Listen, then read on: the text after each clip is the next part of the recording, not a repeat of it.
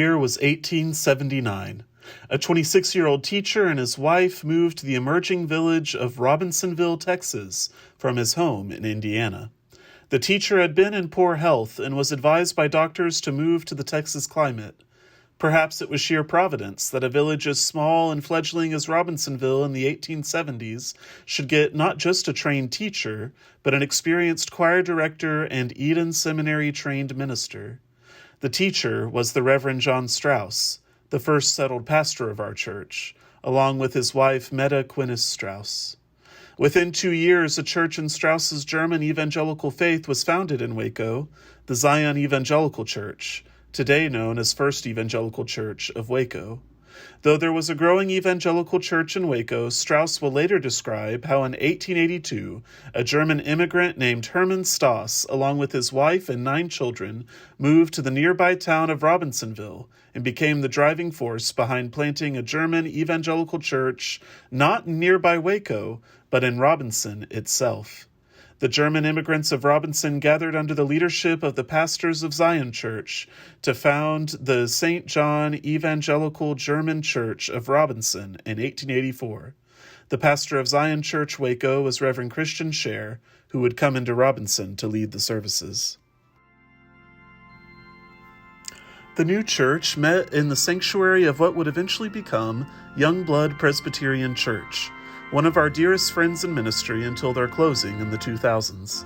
The congregation's first hymn was the triumphant song of praise, Praise to the Lord, the Almighty, the King of creation, a hymn we still sing every year in remembrance of our forefathers and foremothers. The church worshipped exclusively in the German language, carrying over a unique German evangelical faith from their native country. The German evangelical faith itself is interesting as an attempt to bridge Lutheran and more Calvinistic beliefs into one church denomination, which focuses on what we have in common, not what separates us. This unifying spirit continues to this day. In 1889, a storm hit Robinson that would change the outlook of our church for generations. The public school was destroyed in the storm. Reverend John Strauss leapt into action, and before our church even had a building, we founded a school together, so that the children of Robinson would have great educational opportunities. Over the years, this school served many Central Texans in general education and in preparation for further studies of ministry at Elmhurst College and Eden Seminary. The Robinson Academy sat across the street from the current church site where John Strauss's former homestead still stands today. By 1890, the church was ready to build their very first church building. Christopher Reeder, William Shaper, and C. Lintant, trustees of the church, bought the lot on which our church building still stands today for $100. The total cost of construction of that first simple church building? $654.80. In that first decade of St. John's history, 30 were baptized, 7 marriages were celebrated, and 9 funerals observed. By 1900, the church had grown. Though the pastors of Zion Church had served us well, we had a seminary-trained member in our midst that we could call as pastor, the Reverend John Strauss. His influence had been on St. John from the beginning, so it only made sense to call him full-time to this important work. Citing steady growth in that second decade, 35 were baptized, 9 confirmed into membership, 7 marriages were celebrated, and 9 funerals observed. As the church grew, it became obvious that the first building was simply too small to be of useful service. Though they had only had the building for 16 years, it was agreed that a new building would be built to reflect the growing congregation. In 1906, the church hired Waco architect Milton Scott to design our next building. You may recognize Scott's previous work at First Baptist Church of Waco, the old Waco High School, the Second Temple Rodolphe Shalom, and the building now in use as the Dr. Pepper Museum. A bell was provided by the Strauss family from St. Louis for the new church tower. This bell still calls worshipers into church today. Several windows from this building remain in our church. Some who remember this old building share memories of the hot fire always roaring in the furnace during worship, and the way that genders used to sit separately in the sanctuary.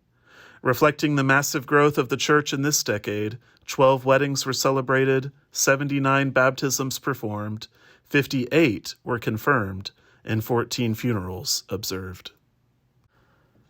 In 1920, a pivotal decision was made. reflecting the church's evolving understanding of Texan and American life. The congregation voted to hold a monthly English worship service. The safe haven for German immigrants was beginning to welcome outsiders, as we learned how to live into Christ's call to welcome everyone. Our church's first English prayer book is from this era, still taking a prominent position in our pastor's office today. After 33 years of teaching and serving as the administrator at Robinson Academy, the church gave control of the academy to the denomination, the German Evangelical Synod of North America, in hopes that it would continue training folks for life and ministry. In this decade, there were 60 baptisms, 51 confirmands, 17 marriages, and 19 funerals. In 1924, a church hall was constructed behind the sanctuary building as we saw the need for space not just for worship, but increased educational, fellowship, and mission opportunities as well. The space was used by Sunday school classes, committee meetings, social gatherings, and vacation Bible school. As church life modernized, our structure and budget evolved to meet modern standards. Though we'd been meeting as a church for 43 years at this point, the church legally incorporated with a constitution in 1927, taking the opportunity to drop the term German from our church's name. No longer were we the Kirche Evangelische Deutsch St. Johannes, but simply St. John Evangelical Church. Tragedy struck in 1927 as the Robinson Academy burned.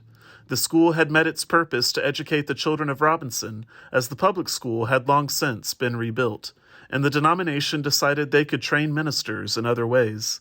The school was closed permanently at this time. Mementos from the school, alongside the actual door to one of the classrooms, have been preserved in the church to this day. In 1929, the church celebrated as electric lights were added to the church for a total cost of $4. This decade ended with 80 baptisms, 56 confirmands, 46 marriages, and 28 funerals. In 1934, a major change took place in our denomination. Citing a similar German heritage and shared liberal Protestant theology, our Evangelical Synod of North America joined with the German Reformed Church of America to create the Evangelical and Reformed Church. This unification brought a wealth of theological understanding, including the High Church Mercersburg theology of Lancaster Seminary theologians Nevin and Schaff. The name of our church once more changed to reflect this union. We were now St. John Evangelical and Reformed Church. The updates continued to reflect a changing church as the congregation voted in 1939 to start holding 2 English services every month, alongside 2 German services. In 1940, after 40 years of full-time called ministry to our church, and in all honesty, 56 years of service to us, our founding settled pastor and spiritual giant, Reverend John Strauss, retired from paid service.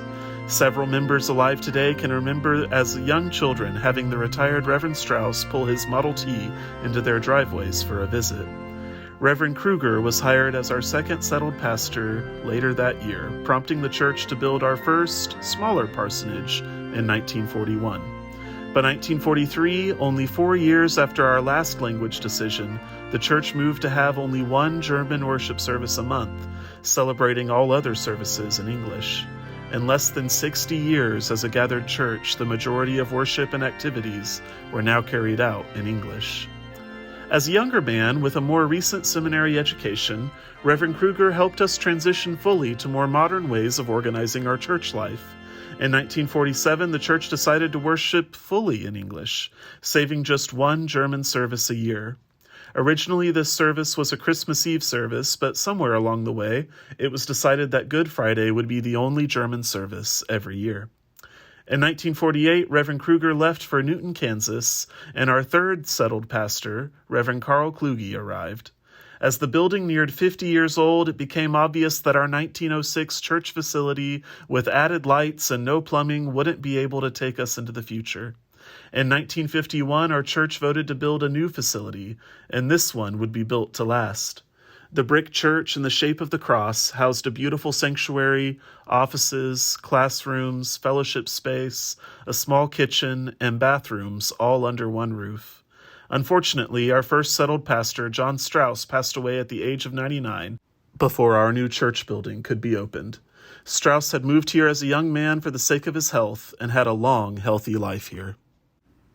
The new church building was dedicated August 31st, 1952, with the primary stained glass windows behind the altar dedicated to Reverend Strauss and his wife. This beautiful building has served us well for 70 years now and is being maintained well for the future.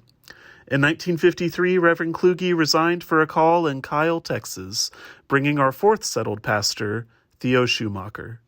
This decade brought 72 baptisms, 72 confirmands, 33 marriages, 36 funerals, and 3 new members by other means.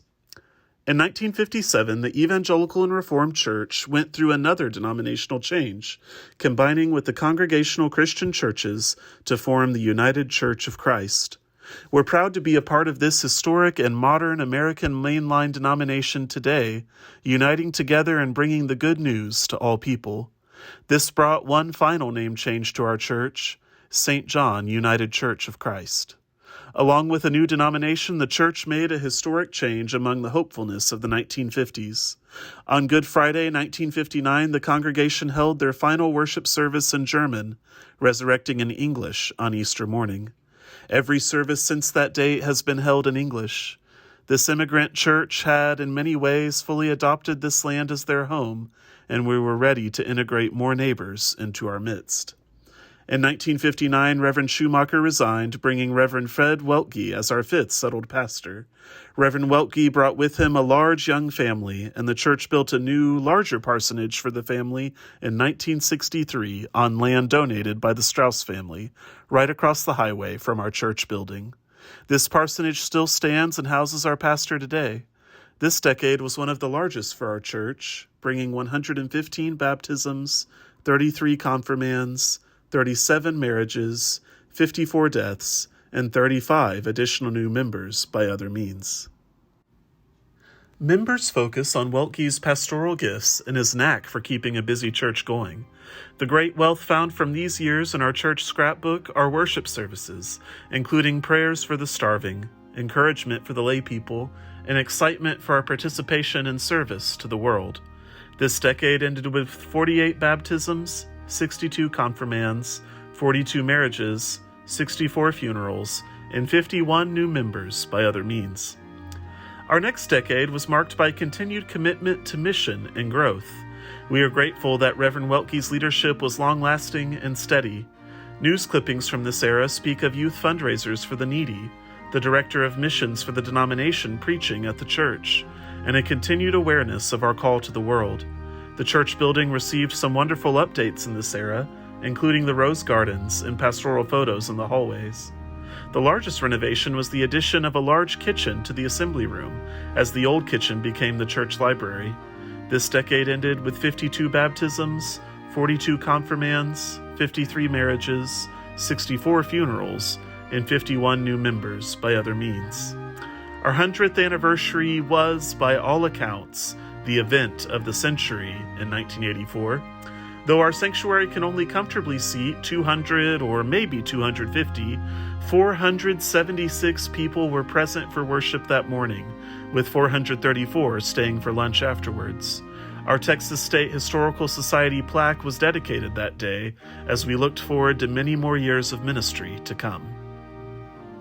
After 25 years of ministry as our pastor, Reverend Weltke retired in 1984, bringing Reverend Ron Kruger as pastor in 1985 as our sixth settled pastor. One of the largest renovations to this building of this era would be the addition of a covered portico at the main entrance to the church. As we became more aware of our church's role in global mission, this decade was marked with learning from Black congregations, even having a pulpit swap Sunday, and seeking to learn from a missionary couple in India. One particularly exciting update from this decade is a couple within the church, Ken and Lynn Allison, donating their therapy dog to the evangelical children's home we support in St. Louis. The name of the dog? St. John. The decade was marked by 29 baptisms, 34 confirmands, 36 marriages, 78 funerals, and 49 new members by other means. After 10 years of ministry among us, Reverend Kruger left for Emmanuel United Church of Christ in Spring, Texas. The interim ministry of Reverend Horak was important to our church, with his many suggestions for improving our facilities. Reverend Larry Bunger became our next pastor briefly before his health failed him. This was a difficult time for our church, as they hired a pastor they soon had to fire a year later. Nevertheless, God was faithful to the church, blessing the decade with 24 baptisms, 28 confirmands, 21 marriages, 43 funerals, and 56 new members. The next decade was much brighter for the church. We hired our first female settled pastor in 2005, the Reverend Tony Crackey. Mission projects were plentiful in this decade, even including a quilt we made with $100 of funding from the conference office.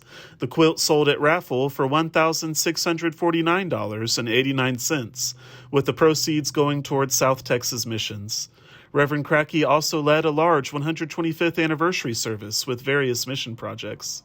In 2010, Reverend Crackey resigned, with Reverend Scott Spence coming as our 10th settled minister in 2011. A beautiful new communion table along with sanctuary renovations marked this time. In the decade since, there were 15 baptisms, 5 confirmands, 12 marriages, 47 funerals, and 30 new members by other means. Reverend Scott Spence led the church for 9 years, resigning in 2018 for an opportunity in Waterloo, Iowa. At that point, we hired our current pastor, the Reverend Jacob Brenton, part-time at first while he finished school, graduating with a Master of Divinity from Truett Seminary and a Master of Business Administration from Baylor in May of 2020. These years have been marked in our response to the COVID pandemic. We have adjusted to hosting worship and learning online and in person, with many bright things on the horizon for the future. Our first confirmation class in years will begin in a few months, and excitement is building for the kind of church we could be in the 2020s. Certainly our history is rich and times have changed. We owe a great deal of gratitude to the men and women, siblings in faith, who made this church a sanctuary for immigrants, both physically and spiritually, a house of prayer for all of Robinson. We are a mission-minded people, ready to serve the God of resurrection.